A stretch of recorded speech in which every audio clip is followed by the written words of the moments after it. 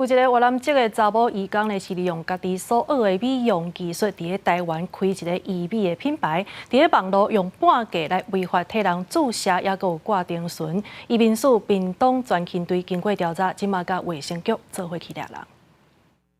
我们现在开始搜索。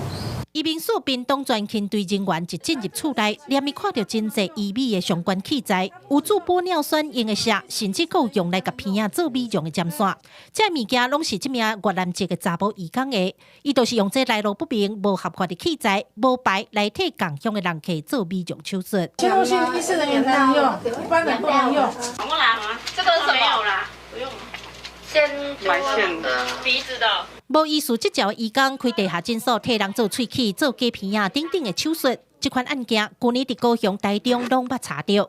这边屏东的这名越南籍的查某移工来台湾食头路已经8年啊，可惜家己有考到几6国的美容证照，用证照假做是专业的医师执照，伫网络大数据宣传自创医美品牌，替人的目睭皮挂丁醇、注玻尿酸的射。 专勤队伫现场查到将近300件医疗相关证物，市价有60万。在屏东租套房当作地下的医美诊所，执行注射皮下填充物剂、穿线隆鼻、割缝双眼皮等多项侵入性医疗行为，赚取不法暴利。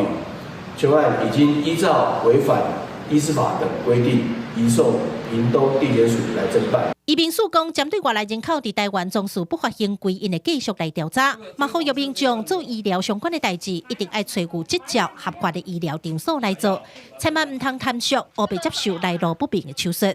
记者柯家如、柯朝阳高雄采访报道。